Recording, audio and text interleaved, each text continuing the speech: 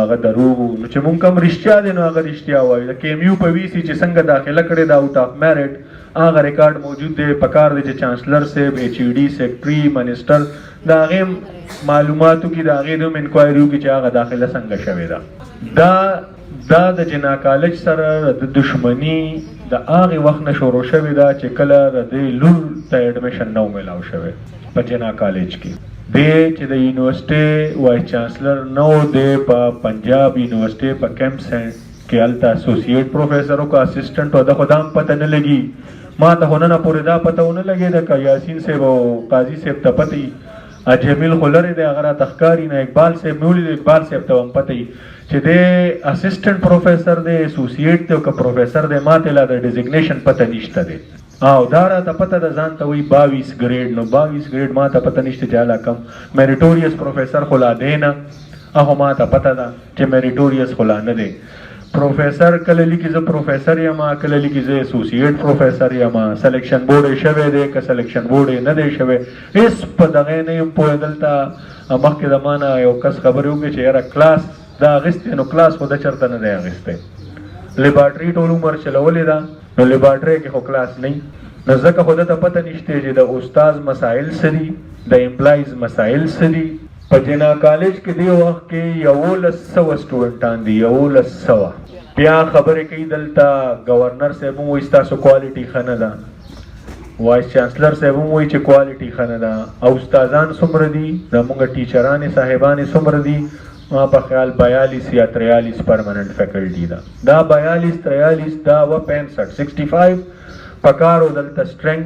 او د څونه ماشومانو دپاره؟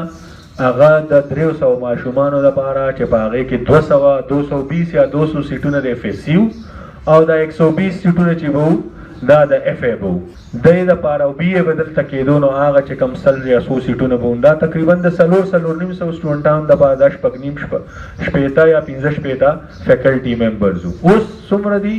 1100.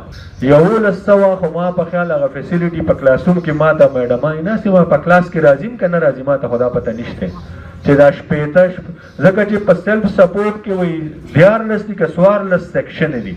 14 سیکشنو کې 15 ماشومان یې چې واچوئ 15 سیکشن دي. 15 سیلف سپورټ مارننګ ردینه علاوه دي چې هغه 4 سیکشنه په مارننګ کې دي. نو مطلب دا دی چې 100 سیکشنه دي، تقریبا 100 سیکشنه د اف ایس سی دي، ردینه علاوه اف ای دی. ښه هاسټل هم هغومره هاسټل دی چې د هغه ماشومانو به حل سي. زه خو دې ته حیران یم چې دا مور او پلار هم څه نه کوي، دا ماشومان هم څه نه وایي چې دا مونږ په کوم ځای کې فیسونه رانه خو اخلئ دومره 1.5 لاک 2 لکه روپۍ، بیا د هاسټل فیس، بیا د جنریټر فیس، بیا د وای فای فیس، او کټ هم نشته دی، واشرومونو فیسیلیټي نشته دی. دا مونږ کوم طرف ته روان یو؟ بیا مونږ وایو چې مونږ کوالټي سټوډنټس نه پروډیوس کوو. نو کوالټي سټوډنټس به څنګه پروډیوس کوو؟ د نیمې نه زیاته فیکلټي وزټینګ ده. او د افسوس مقام دا دی هغه وزټینګ فیکلټي د اګست نه شروع شوی دی سیشن او نن مارچ ختمېدو باندې دی. 1 روپۍ هغوی ته ویجز نه دي میلاو. تاسو خو وایئ سیکیورټي ګارډ سیګما والته 2 میاشتو تنخوا نه ده میلاو.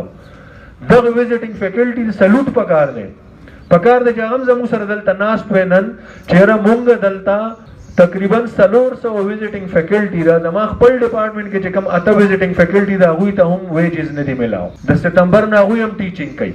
بیا وایي بجټ سرپلس دی او ما یونیورسټي ډېره مخکې بوتله. دا یونیورسټي مخکې بوتل دی ته وایي افسوس پکار دی مونږ له. څنګه چې عزیر صاحب وایي چې مونږ د الاونسز مونږ مراعات نه غواړو، مونږ مراعات به هله غوښتې چې ما ویلې وی چې یاره ماله موټر راکا، ماله ډرایور راکا، ما ته اے سی ولګوه. دا به مراعات مونږ خو دا نه وایو. مونږ خو دا وایو دلته ماحول راته هغه تعلیمي ماحول راکا چې کم مونږه ماشومان راځي، ماشومان راځي چې هغه په دې مایند سره راځي، پیسفل مایند سره چې زه راځم زه به څه زده کړه کوم، نه چې زه به راځم او چې آیا زه به دې ډپارټمنټ ته صحیح ورسم که صحیح به ونه رسم، ژوندی به یم که ژوندی به نه یم. د دې کلاس نه چې وځم نو چوکیدار خو به راباندې ډز نه کوي. سیکیورټي به مې ټیک وي که نه به په هاسټل کې به مې سیکیورټي وي که نه به سیکیورټي. هسې نه چې زه څه خبره وکړم. سټوډنټ خو ماشوم د هغه څه ذهنیت دي؟ دا خو ټول بي ایس والا سټوډنټان دي، 19 ټینیجرز دي، 18 19 کالو کې موږ راځي. ټینیجرز به څه ذهنیت دي؟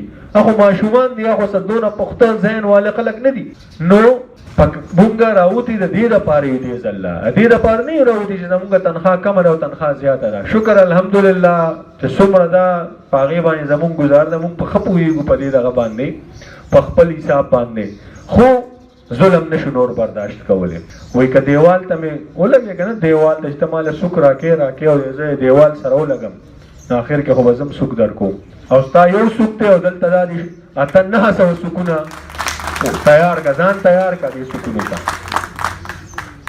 او زه افسوس راځي ماته سمرګری دومره نږدې مرګری دي زمونږه پرونم خبرو شو دې پندال کې زه هغوی ته وسم ویم چې وخت تللی نه دی د هغې مرغې کردار ادا کې راشه او هغه اوبو هغه یو ساس کې څوک ځان پکې شامل کې ګورې په دې دغه کې ځکه چې دا خو سابقه شو دې نه مخکې مثالونه موجود دي زمونږ مرګري ودلته په سټرایک کې به نو ریټایر شو چاته وی 22 ګریډ به درکوم کم دی ها یو کار یې ورسره کړی دی انلیګل کمرې ولا اوس هم ایس ټي سي کې ورکړی ده نو که ته پروفیسر د 21 ګریډ ریټایر کېږي او ته د یو کمرې باندې خرڅېږي نو ماله شرم پکار دی ماله شرم پکار دی زه دلته د قوم سره ودرېږم زه د قوم سره ولاړ ښیم نه چې د دې سړي سره ولاړ یم چې زما احتسال کوي نو زما هغه مرګري ډېر خواږه مرګري ډېر نږدې مرګري زه به بیا هم پرده ساتم چې نوم یې نه اخلم زما ورته دې سټیج نه درخواست دی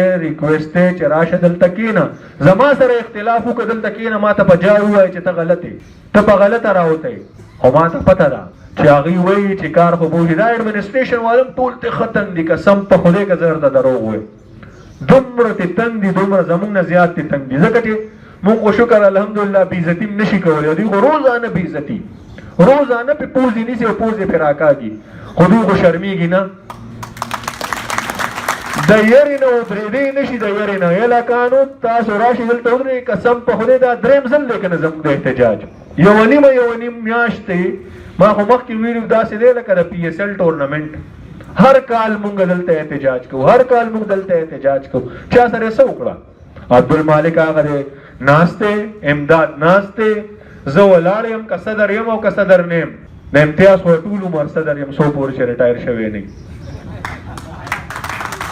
چا سره یې څه وکړه زه هغه فضل ناصر یم هغه پروفیسر یم راځم خپل کلاس اخلم یاسین صاحب د ډینشپ نه لرې کو څه وکړه ښه په عزت سره هغه دی راغی او بله اوس میټینګ کې مې ګورنر صاحب ته ما یو کار دی کړی دی غلط کار یې در باندې کړی دی وایي کم یو ما اوسه غلط کار نه کړی ما هغه ډین یې در باندې لرې کړی غلط نو بس ګورنر صاحب غلی شي خو دې ښه وکړي چې لکه پوه شو چې او غلط کار خو مې کړی دا د ډین صاحب ناست دی زموږ مخې ته ناست دی راځي هلته روزانه تقریر هم کوي